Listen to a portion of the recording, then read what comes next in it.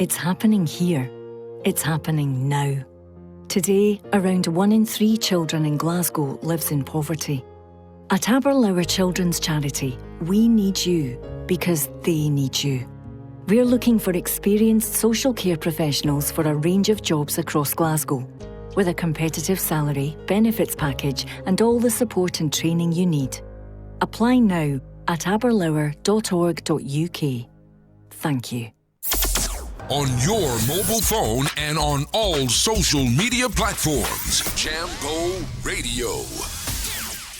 Mesdames, Messieurs, bonjour. Une fois de plus, vous êtes sur Radio Jambo. Alors, les programmes continuent aujourd'hui. Vous êtes sur votre programme Parlons-en, un programme hebdomadaire. Alors, il est animé par Jean-Michel, que je suis, et Guy, qui tout à l'heure prendra la parole. Alors, le sujet d'aujourd'hui, il est aussi important que les autres, comme à l'accoutumée. Aujourd'hui, nous allons tout simplement discuter on va parler d'éducation, l'éducation de nos enfants en particulier.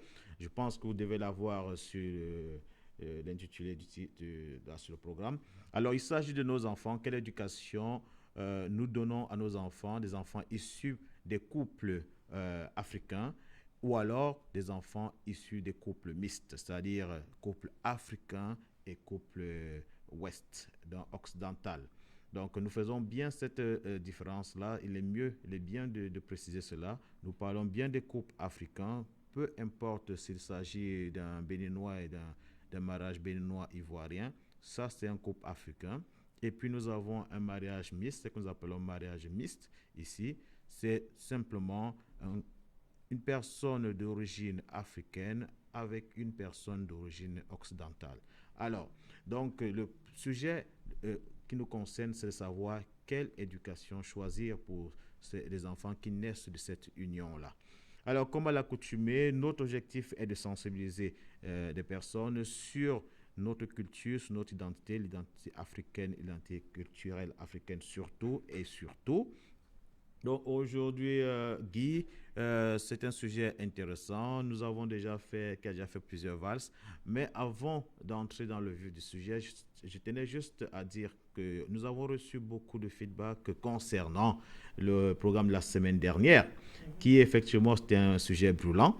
Alors, nous n'allons pas revenir sur ce sujet-là. Nous dirons juste aux gens de continuer la conversation et le débat sur notre page Facebook. C'est passionnant. Nous sommes là pour effectivement entretenir des sujets qui apportent la passion, qui montrent aux gens ce qui se passe sur le continent africain, en même temps ceux aussi qui sont sur le continent européen ou asiatique. Il est question pour nous de valoriser notre culture et surtout de dire à la population africaine qu'il est temps de passer d'une identité purement invisible à une identité visible. Alors, on doit être présent sur toutes les plateformes possibles, sur le plan politique, économique, social, culturel, sur la littérature. Il faudrait que nous soyons présents. Alors, Guy, bonjour. Qu'est-ce que tu as à nous dire aujourd'hui? Bonjour Jean-Michel, comment était la semaine? C'était une très belle semaine, comme d'habitude. Elle était pleine, mais bon, ça va. On a perdu un peu le soleil, là, comme la semaine passée. C'est moins ensoleillé, là, malheureusement. Malheureusement, on ne peut pas tout avoir. Nous sommes en Écosse, donc on a eu, ça fait 2 semaines de bonheur d'affilée. Donc, de temps en temps, il faudrait que la température descende un peu. Et donc, oui, mais bon, ça va. Je ne me plains pas. Mesdames et messieurs, bonjour. Bienvenue sur notre radio, votre programme Parlons-en. Et merci de nous accueillir chez vous. Aujourd'hui, on va parler sur l'éducation, comme Jean-Michel vient de le mentionner. Vous savez, quand on parle d'éducation, on a 5 principes fondamentaux de l'éducation. Nous avons la liberté de l'enseignement, nous avons la liberté de choix d'établissement, nous avons l'égalité, la gratuité et la réduction des inégalités. Et ces principes fondamentaux qui sont censés être respectés et mis en œuvre dans l'éducation pour avoir une bonne éducation de nos enfants ainsi que leur avenir n'est toujours pas respecté malheureusement. Et là, comme ici on a à cheval entre les deux éducations africaines et ici, je dirais européenne occidentale, excusez-moi, pour les enfants qui sont nés ici, quelle éducation leur donner? Quel avantage et désavantage? Je dirais que le sujet est assez profond et assez, je dirais pas complexe, mais je dirais assez profond quand même. S'il faut aller dans certains détails, ça sera un peu difficile à dire. Nous avons comme en 2017, il y a eu un sondage qui a été fait entre 2000 et 2012 en Afrique subsaharienne, voilà. Subsaharienne, ouais. On a eu en fait de 60 à 70%. Dans le primaire, il y a eu augmentation des scolarités des enfants. Et pour l'école secondaire, de 26% à 41%. C'est bien encourageant, mais malheureusement, c'est encore très peu. Quand on voit le continent africain, nous avons toutes les conditions réunies et requises. Mais pourquoi on n'arrive pas à scolariser un maximum d'enfants? Le problème est tellement que l'Afrique est vaste. Il y a des coins en Afrique, c'est inhabité, non simplement inhabité, mais je dirais, il n'y a pas d'industrie, il n'y a pas je dirais, pas l'intégration, je parlerais plutôt c'est un peu désert en fait. L'administration africaine ne s'est pas étendue un petit peu sur tout le territoire, je pourrais dire. On peut avoir la capitale qui est bien scolarisée, mais quand on sort de la capitale dans les provinces, c'est une difficulté générale. Ils ne sont pas asphaltés, ils ne sont pas du tout entourés de l'administration. Il n'y a pas d'établissement en fait. Et des fois même, il n'y a pas de travail un peu partout. C'est un peu compliqué comme un sujet. Mais je pense qu'il y a la possibilité, existe même d'aller plus loin. Et c'est la manque de la volonté politique. Qu'est-ce que tu en penses? Ouais, alors, non, mais tu as effectivement fait appel aux difficultés que nous avons sur le continent africain, mais je tiens quand même à rappeler à ceux qui nous écoutent qu'aujourd'hui nous sommes, nous allons nous focaliser sur ceux qui sont en Europe et l'éducation que nous donnons aux enfants qui sont issus des mariages entre Africains vivants effectivement en Occident, donc ils vivent sur le continent européen ou bien sur le continent asiatique ou américain. Donc les enfants qui sont issus des couples de la diaspora, on va dire ça ainsi, et des enfants qui sont issus des couples afro et des couples occidentaux. Alors, tout à l'heure, quand tu faisais ton introduction, tu as mentionné un terme qui m'a un peu fait tiquer. Tu as dit la bonne éducation. Oui. Alors, moi, j'aimerais bien savoir qu'est-ce que tu entends par bonne éducation. Parce que moi, si on me demande qu'est-ce qu'une bonne éducation, moi, je dirais qu'elle commence à la maison. Bien sûr. Elle commence à la maison avant d'aller acquérir le savoir à l'extérieur. Exactement. Avant d'aller apprendre à comprendre le monde, à explorer le monde. Ça, c'est une bonne chose, mais j'appelle ça des atouts que nous pouvons ajouter aux bases que nous avons déjà construites. Alors, c'est la raison pour laquelle lorsqu'on pose ce sujet-là, on aimerait bien savoir, par exemple, des couples mixtes, c'est-à-dire africains avec des occidentaux, quelle base vous donnez à votre enfant, donc quelle éducation vous donnez à votre enfant, et maintenant, quelle éducation vous promettez, donc qu'est-ce qui prime sur l'éducation de l'enfant? Est-ce que vous faites seulement allusion à l'éducation de la maison, ou alors vous faites un mélange, un mix, et quel est le dosage que vous donnez à l'éducation extérieure, à l'éducation qui vient des films, qui vient des voyages, qui vient de la culture scolaire?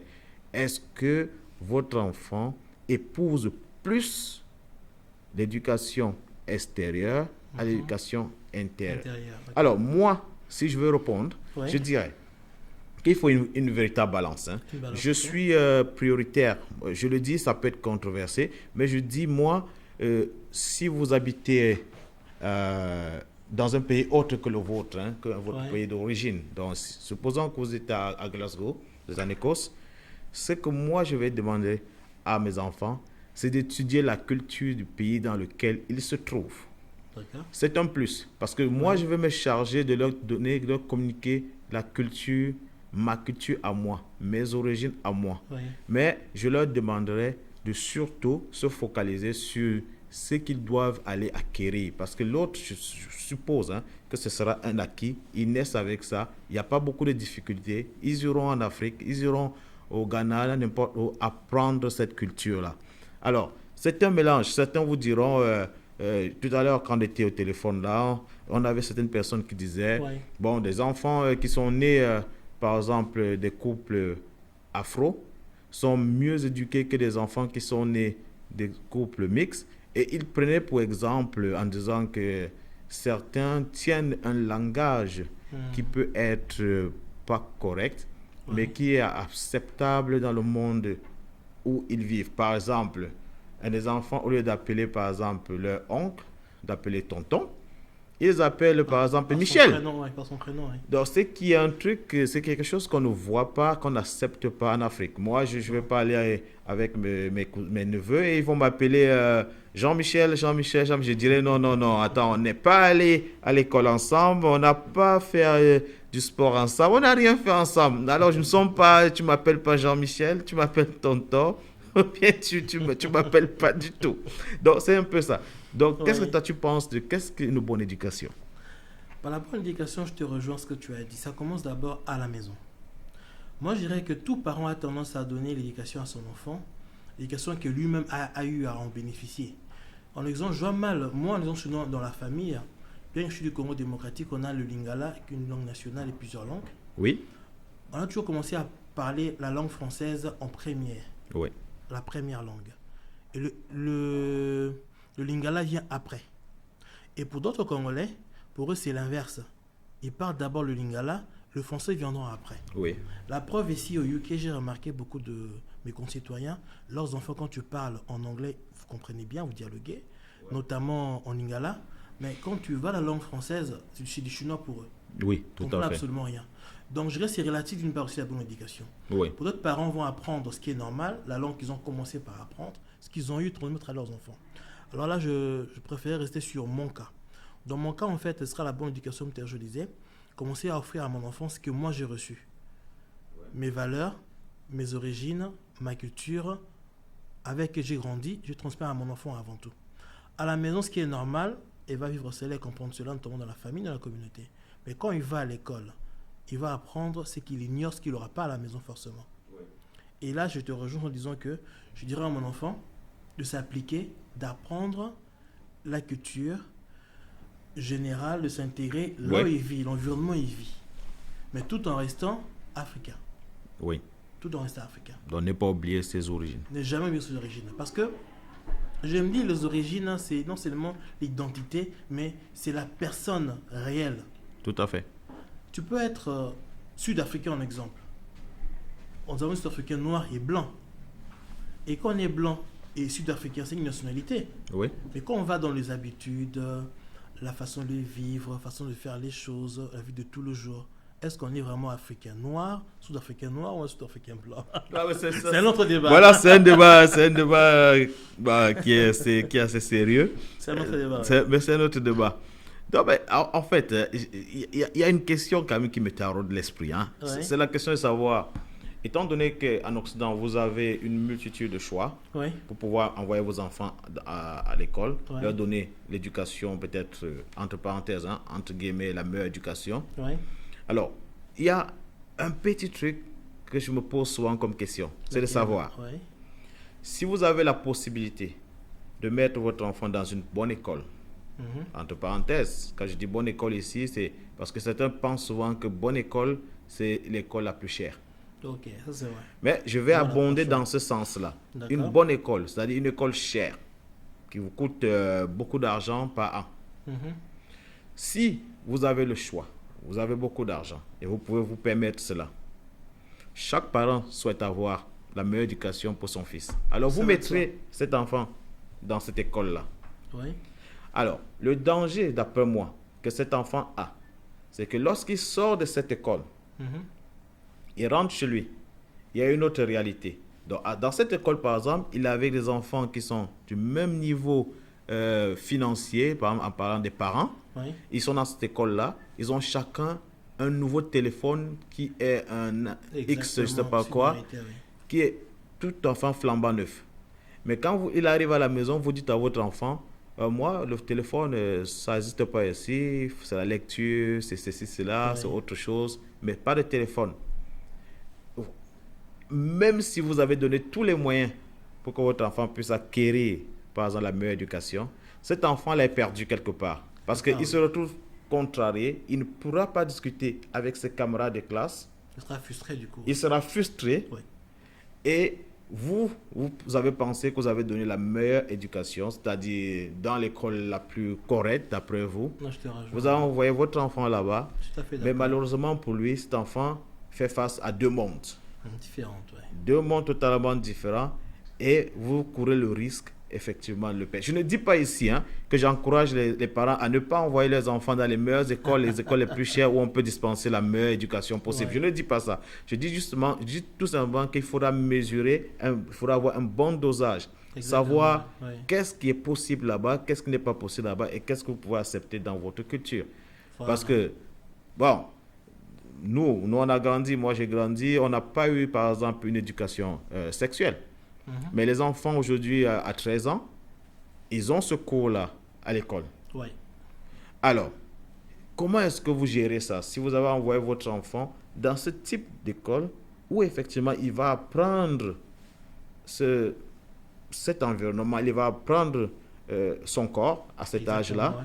Or, vous n'êtes pas encore prêt, vous-même personnellement, à en Prenez le discuter temps, pas prêt, voilà, exactement. avec lui.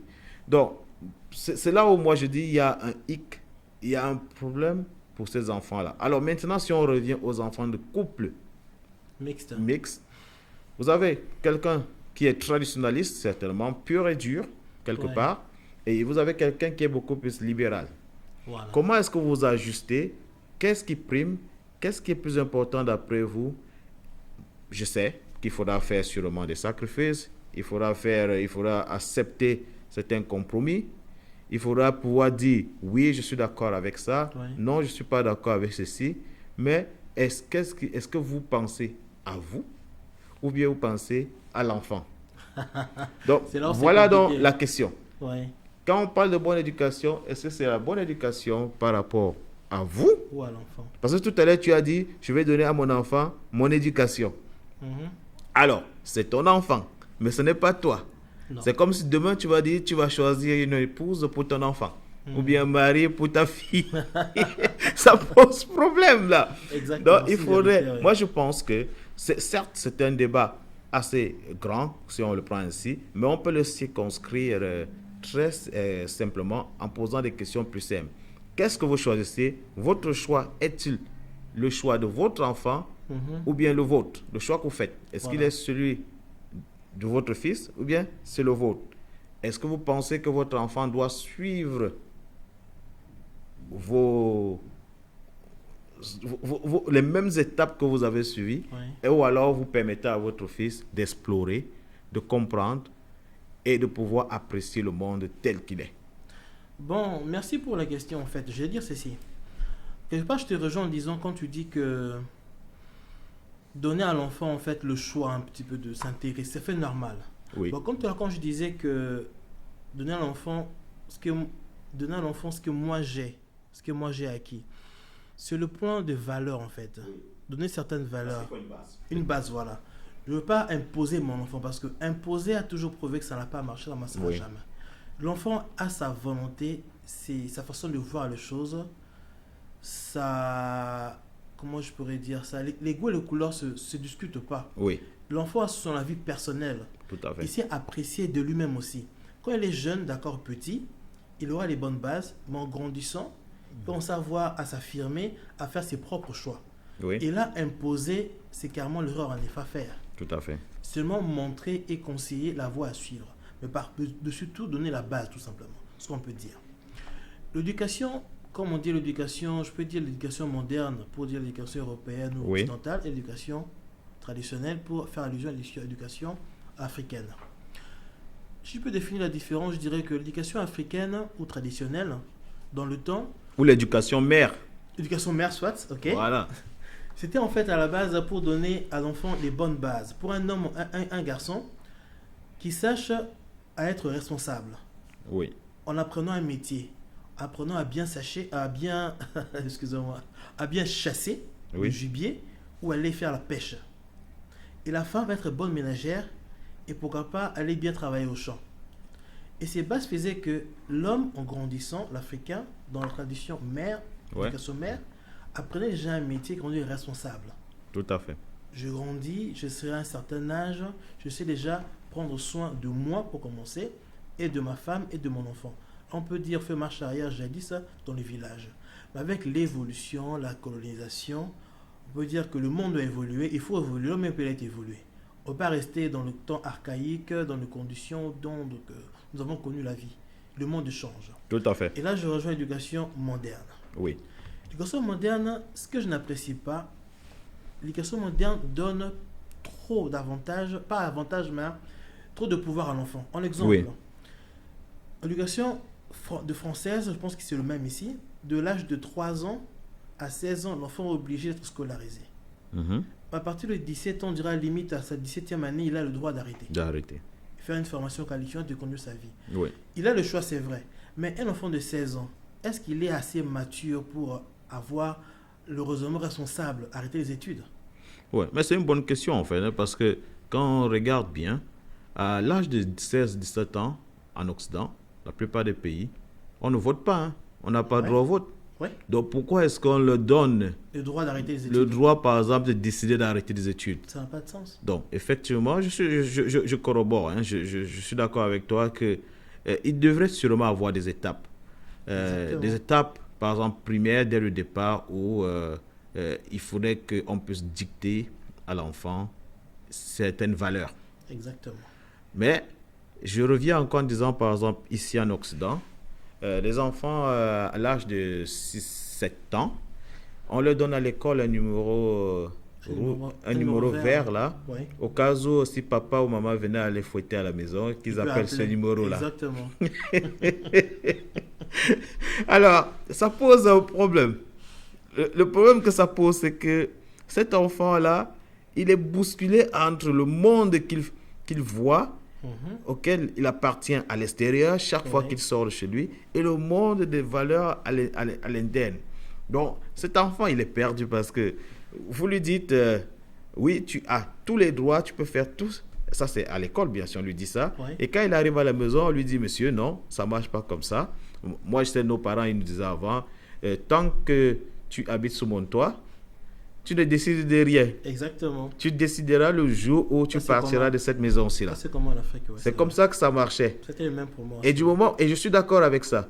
Moi, je n'accepterai pas que quelqu'un qui a, même s'il a déjà 16 ans, je vais accepter de discuter, Bien de sûr. dialoguer, de laisser la personne parler, d'analyser ses propres erreurs, ça c'est certes. Mais je n'accepterai pas que cette personne me dicte comment la conduite à la maison. Me dit par exemple que non, faire la lessive le matin, c'est le travail, c'est qu'on appelle en anglais le child labor. On n'a pas le droit, c'est l'exploitation pardon, des enfants. Me dire ça. Je lui dirais non monsieur, si vous ne voulez pas le faire, alors vous avez un choix.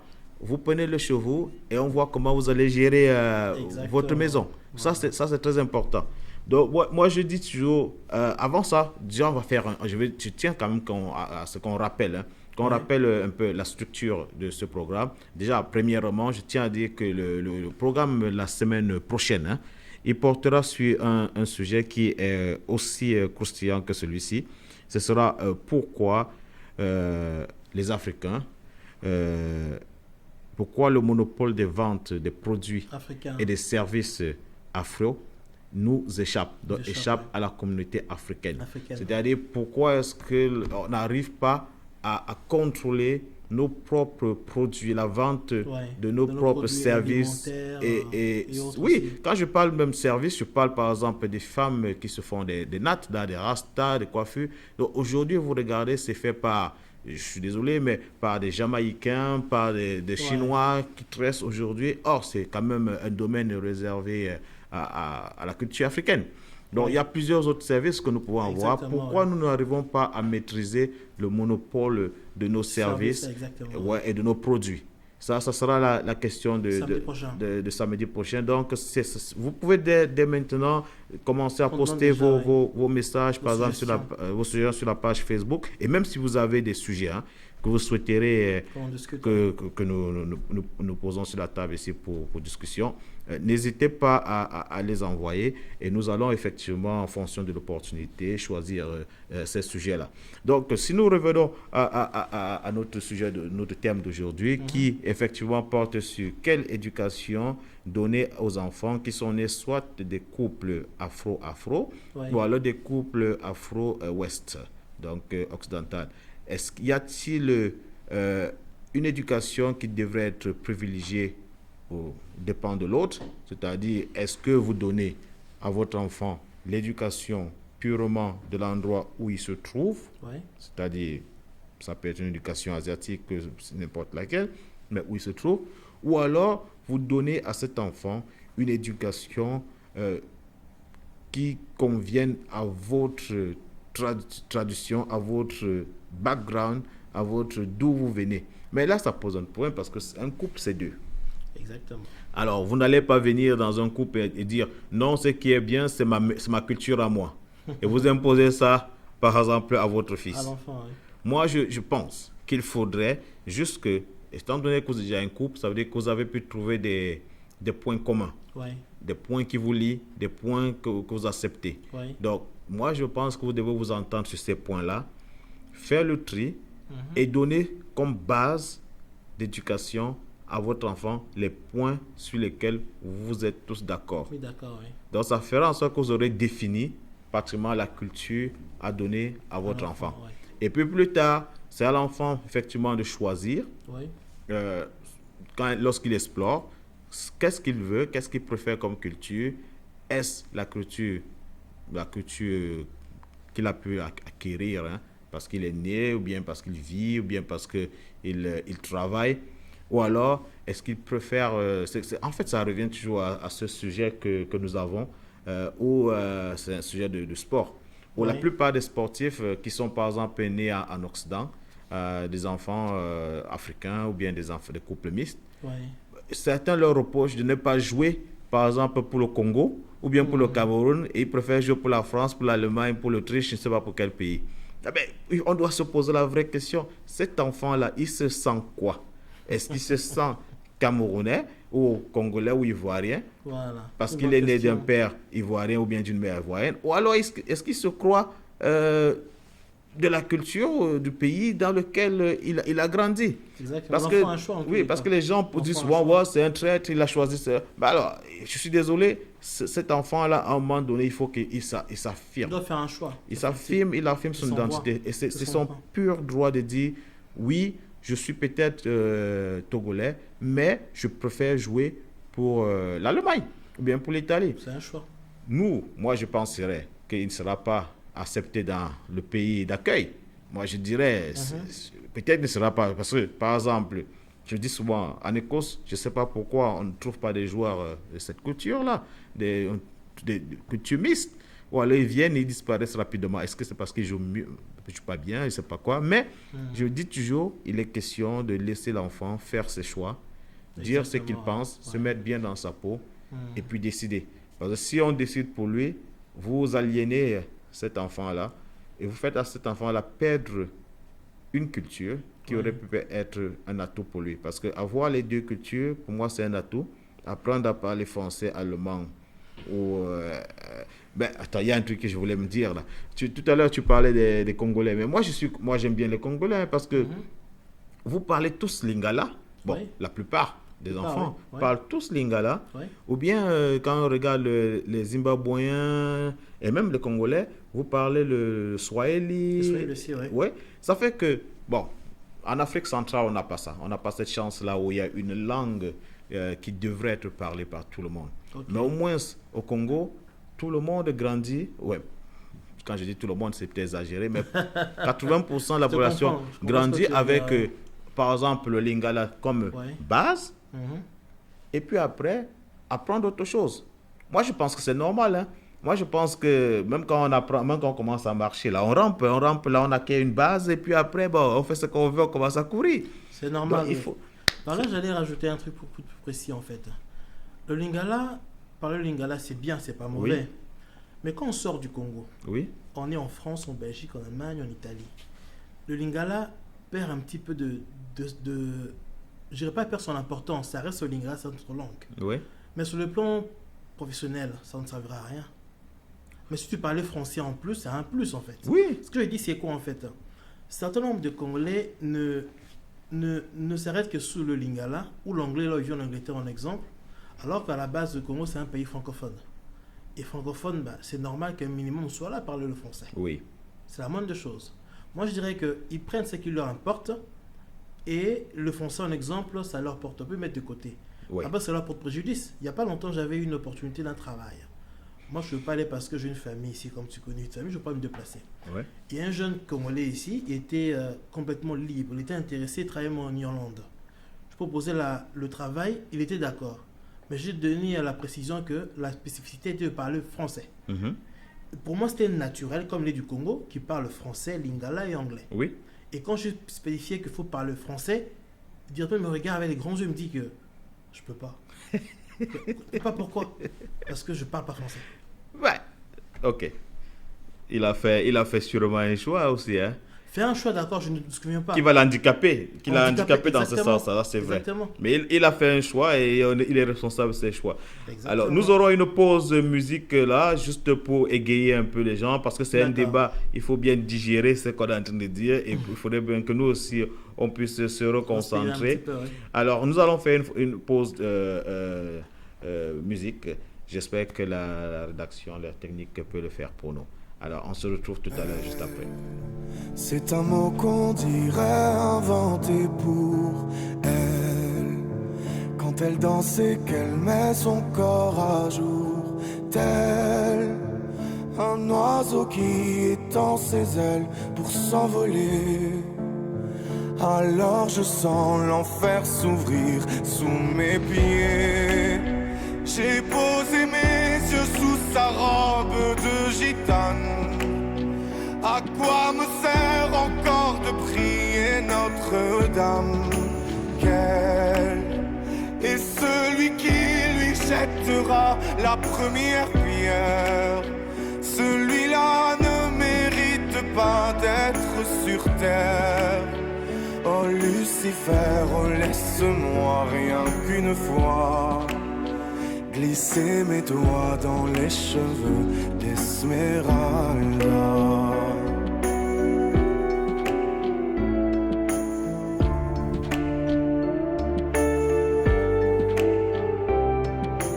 Mais est-ce le diable qui s'est incarné en elle pour détourner mes yeux du Dieu éternel, qui a mis dans mon être ce désir charnel pour m'empêcher de regarder vers le ciel? Elle porte en elle le péché originel, la désirée fait-il de moi un criminel? Celle qu'on prenait pour une fille de joie, une fille de rien, semble soudain porter la croix du genre humain.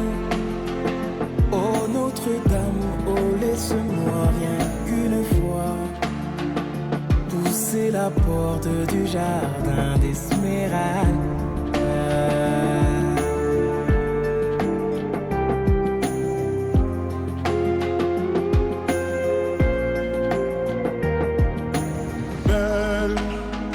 Malgré ces grands yeux noirs qui vous ensorcellent, la demoiselle serait-elle encore plus seule? Quand ces mouvements me font voir nos émerveilles sous son jupon aux couleurs de l'arc-en-ciel. Ma dulcinée, laissez-moi vous être infidèle avant de vous avoir mené jusqu'à l'autel. Quel est l'homme qui détournerait son regard d'elle, sous peine d'être changé en statue de sel? Aux fleurs de lys, j'aimerais être homme de foi. J'irai cueillir la fleur d'amour d'Esmeralda.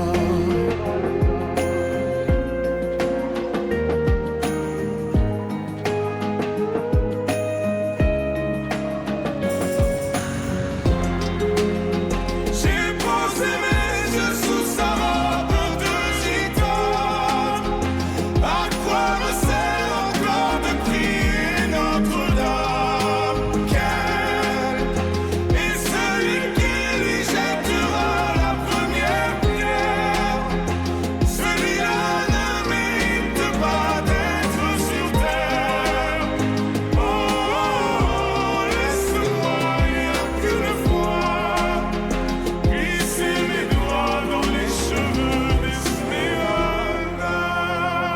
Alors, merci pour cette page musicale-là. Merci à la technique pour ça. C'était une belle chanson de... Je crois que c'était Maître Gims, c'est ça? Et Dadju. Donc, voilà, on a bien apprécié. Ça nous a permis de prendre un verre d'eau aussi et nous permettre de recadrer ce sujet qui est très intéressant. Alors, nous avons certaines personnes qui envoient des messages, alors qui disent que... Alors, on va le lire comme ça. Que, en fait... que la culture s'acquiert et qu'il n'est pas dit que nous devrons passer notre culture à nos enfants. Alors, il faut laisser libre aux enfants de faire leur choix. Bon, je dis, c'est bien ce que nous avons dit, hein, on ne dit pas le contraire. Bon, moi personnellement, je dis, il y a une certaine base et qui doit être un mélange. Si vous êtes un couple, vous êtes accepté avec certains défauts, certaines qualités. Alors mettez ces qualités sur une table et décidez des meilleurs points que vous pouvez passer, meilleures valeurs que vous pouvez passer effectivement à vos enfants. C'est ça que moi je dis. Et que plus tard, ces enfants-là puissent avoir la latitude de choisir ce qu'ils veulent. Et je dis, je ne suis pas totalement d'accord que les enfants puissent avoir cette liberté de choisir avant l'âge que le gouvernement même donne pour voter. Voilà. Alors, si on dit que vous n'êtes pas assez mûr pour voter à l'âge de 16 ans et qu'il faut commencer à voter à l'âge de 18, 19, 20 ans pour certains, alors que effectivement, je pense qu'un enfant à l'âge de 16 ans ne peut pas encore être assez mûr pour prendre une décision sur son avenir. Il est important que cet enfant-là puisse avoir un guide, un conseiller qui puisse l'encadrer à force afin qu'il puisse faire des bons choix. Alors, Jean-Michel, ce problème d'éducation est très sérieux. Tout à fait. Il y a des cas énormes. Là, je vais lui citer au moins 3-4 cas différents, des exemples de faits réels en fait. Il y a une dame qui habite Londres. Elle a envoyé sa fille aller étudier à l'université à Nottingham. L'enfant est allé étudier des années. Elle a fini. Comme d'habitude, en relation avec ses parents, voilà, là je vais me marier, j'ai une fille, un fiancé. Oui. Je vais me marier. Là, je vais l'introduire à la famille et présentation, ainsi que sa famille et faire la suite au mariage, ce qui va avec. Ils arrivent au lieu de rendez-vous, le parent a donné un mois, a donné sa fille, il a fait des années, il n'a pas eu aucun de sa fiancée. Dans un restaurant. La fille vient avec une fille, 2 filles qui rentrent. Ouais. Elle dit que voilà, c'est une copine à elle qui l'accompagne et le fiancé arrive. Ils se mettent à table, ils commencent à manger, à discuter. La maman demande, ton fiancé, il est où? Et du coup, la maman regarde et dit, c'est elle à côté. Et la maman regarde, pardon, moi, ma fiancée est là. Ouais. C'était la copine qui était là. Sur le place, la dame, elle tombe. Elle est tombée. Elle tombe directement. En syncope. Ouais. Elle se réveille à l'hôpital. Ouais. Est-ce qu'on se pose la question, qu'est-ce qui s'est passé? On l'a expliqué. Elle dit que c'était un cauchemar, une illusion, c'était réel. Non, c'était réel. Elle est repartie. Ouais, mais là... C'est pour dire que c'est sérieux en fait. Oui. Quand un enfant le choix, c'est vrai qu'il allait faire son choix. Oui. Mais quand l'enfant fait un choix négatif, je dirais que là, c'est les désavantages de l'éducation moderne. Tout à fait. En exemple, là, actuellement, déjà en France, depuis l'âge de 5 ans, je pense, moi je me trompe, ils apprennent déjà à l'enfant qu'il y a 3 sortes de couples. Oui. Couple traditionnel, Oui. couple de papa et couple de maman. Tout à fait. Franchement, ça c'est un plus à l'enfant. Non. Mais ça c'est ma conviction à moi. Bon, il paraît qu'on a quelqu'un en ligne là. D'accord, on va le prendre, hein. Je pense qu'on va le prendre avant de continuer. Et puis on pourra peut-être lire 1 ou 2 messages que nous avons reçus aussi pour voir. Est-ce que la régie peut nous permettre d'avoir cette personne-là? En tout cas, merci à nos auditeurs de nous appeler, de nous écrire les messages. En tout cas, c'est bienvenu. Continuez. Bien sûr. Nous sommes ouverts à toutes à condition qu'il soit constructif. Donc, si vous avez des choses à nous dire, dites-nous. Hein. Nous, on est là pour ça, on est là pour accepter vos critiques. Donc, alors, la régie nous fait savoir qu'il doit avoir un petit problème technique avec cet auditeur-là. D'accord. Donc, il n'y a pas de problème, d'accord. Même qu'il y a un exemple, j'allais élucider encore, se passer à Londres. Quand on donne aux enfants le choix de choisir, de faire un choix sur leur culture, de voir qu'il va suivre, c'est vraiment dangereux. Moi, je pense qu'il faudra non seulement être derrière pour être sûr, j'allais dire en anglais, make sure, comme on dit que l'enfant a fait un bon choix, un choix convenable, il y aura un suivi en fait, pas s'imposer, avoir un suivi. Ouais. L'histoire à Londres, c'était quoi? Il y avait deux jeunes qui ont grandi ensemble, ils sont connus depuis l'âge de maternelle, ici on dira nursery, ils ont grandi ensemble, fréquenté ensemble. Arrivés à l'âge adulte, ils ont passé le baccalauréat ensemble. Et à un moment donné, bon, on traînait ensemble et l'autre ami était britannique, qui est blanc, qui a donné son enfant à son ami qui était plutôt congolais et Kinshasa, sa carte bleue. Ouais. Il est allé dire voilà à son ami, prends ma carte bleue, va retirer quelque chose d'abord, on va acheter à boire, quelque chose comme ça. Et le jeune congolais, il prend la carte bleue de son ami britannique, blanc, il rentre dans la machine, il tape le code, il prend l'argent qu'il fallait prendre, il voit le solde, l'enfant, son ami avait plus de 30 000. Ouais. Il retire l'argent, il vient, il commence à insulter son ami, à le traiter le tout mot. Comment que toi tu voles, tu vends la drogue? Moi, je t'ai connu depuis l'âge de 5 ans, mais là tu viens dealer, moi je suis pas au courant, comment ça se fait? Tu râles, qu'est-ce qu'il y a? Ouais. Donc quand je vois, tu as plus de 30 000 en solde dans le compte. Il me dit, mais ce sont les économies que les parents ont fait pour moi. Ouais. Depuis que je t'ai né, l'argent qu'on paye on paye aux enfants ou quoi, mes parents aussi contribuaient, le total est là, j'ai plus de 30 000. Ouais. Alors, Ils ne comprenaient pas. Non, mais c'est effectivement, là, tu touches à un point qui est aussi important, là. Cet argent-là, bon, on sort un peu du sujet, hein. Mais en fait, Non, parce que je dis quoi? Pourquoi je parle de ça? Parce que l'enfant, en voyant ça, il est allé porter plainte aux parents. Porter plainte aux parents, oui. Pourquoi? Parce que on nous payait, ou l'autre, sur la culture d'ici. Ouais. Pour les blancs, c'était normal qu'il ait quelque chose venant de ses parents. Ouais, tout à fait. Et l'enfant aussi, comme il a à cheval de ses cultures, Ouais. il espérait avoir quelque chose comme ça. Il attendait quelque chose aussi. Il a eu même pas un bikini, rien du tout. Et du coup, ça l'a énervé, quoi, tu vois. Pour dire que l'éducation, quand on est là, les traditions, on applique, on s'intègre. Alors, intégrons-nous bien, Bien. pas à moitié. Tout à fait. C'est pas la peine. Non, mais là, C'est ce que je veux dire, en fait. tu me fais rigoler parce qu'il y a plusieurs cas ici. Donc, c'est la raison pour laquelle je rigole, effectivement. Bon, alors, nous allons rappeler le thème. Hein. Le thème d'aujourd'hui, il est très simple. Quelle éducation vous donnez à vos enfants?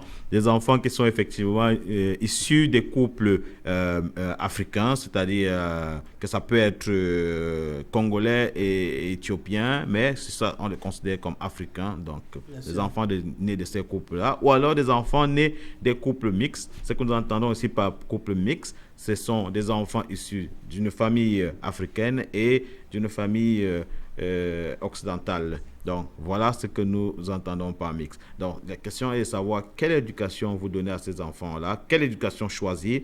Bon, là, ça pose déjà un problème parce que tout à l'heure, nous avons dit le choix. Est-ce que c'est le choix de l'enfant ou bien c'est votre choix? Est-ce que c'est ce que vous souhaitez? Mais, et quels sont les avantages et les inconvénients de cette éducation et les choix que vous allez prendre pour ces enfants-là? Jean-Michel, dis-moi, Oui.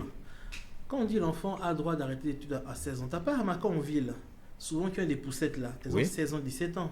Oui, bien Ils sûr. ont fait des enfants. Mais oui, parce qu'en fait aussi, le danger, je ne dirais même pas le danger, mais je dirais la préoccupation de la communauté ici, c'est la population est vieillissante. Donc, je pense que l'État est totalement conscient de ce qu'ils font en permettant que les enfants puissent avoir ce genre de droit-là. Ça fait que des jeunes filles, effectivement, âgées de 16 ans, se précipitent à avoir des enfants parce que ça leur donne une certaine liberté. Donc, elles pourront avoir une maison, un loyer, pouvoir avoir de l'argent qui est donné par le gouvernement. Exactement. Et vivre d'une manière liberticine. Donc, ils peuvent dire, elles peuvent faire tout ce qu'elles veulent, quand elles veulent, comme elles veulent.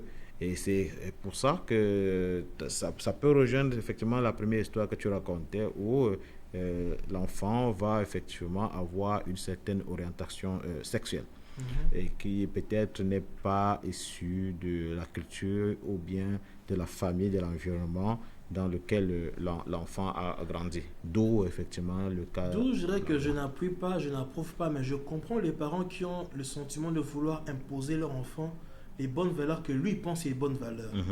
Bien que ça soit une mauvaise façon de s'y prendre, Quelque part, je comprends. Je ne dis pas que j'autorise cela, je cautionne, mais je comprends. Parce Ouais. que les parents se disent que, je mets à leur place en me disant, tu as ton enfant, tu le mets au monde, il est africain, tu donnes les valeurs que tu as, Ouais. mais en grandissant, l'enfant il revient, devient homosexuel. Ouais, mais il faut savoir qu'il y a même aussi, quand tu regardes les statistiques de la communauté africaine, par exemple, et surtout à Londres, donc tu vas constater que la majorité des crimes et ceux qui sont victimes des crimes sont commis effectivement par des enfants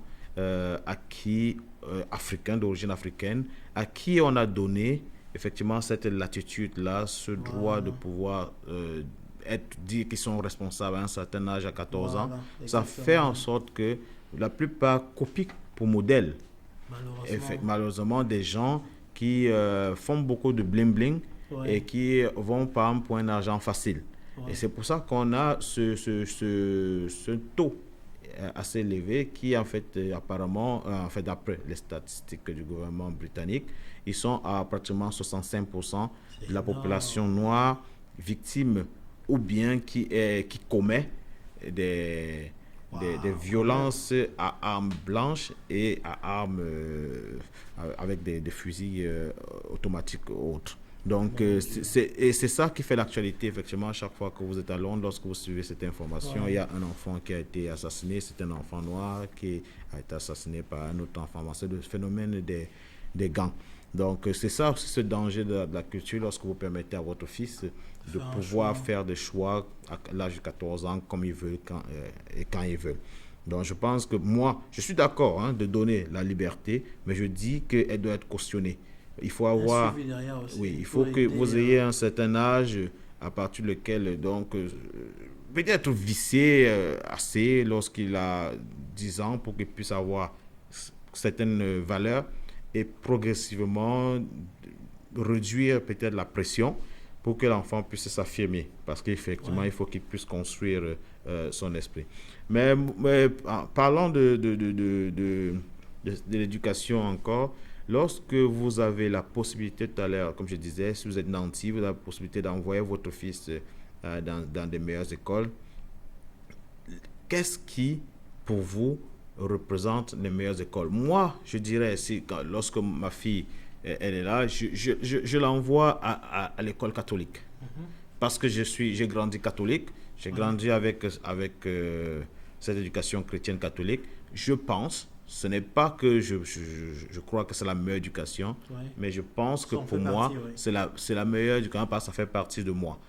Donc, c'est pour ça. Donc, je dis, donc, ma fille, je préfère qu'elle aille à l'école catholique aussi, et après, c'est son choix, elle pourra décider. Mais je me dis, il y a certaines valeurs qu'on pourra lui inculquer dans cette école-là. Voilà. Donc, ça, c'est un choix que j'ai fait pour ma fille, pour le bien de ma fille, parce que pour l'instant, elle ne peut pas décider. Exactement. Plus tard, elle pourra décider et décider de faire ce qu'elle veut. Et moi, je dis, on obtient aujourd'hui le baccalauréat à 17 ans, donc 16-17 ans. Elle aura donc à ce moment-là l'âge de pouvoir dire, je m'en vais faire ça. Et je lui dirai, comme conseil de vieux, d'ancien, de papa, voici ce que je pense pour toi. Voilà. À toi de choisir.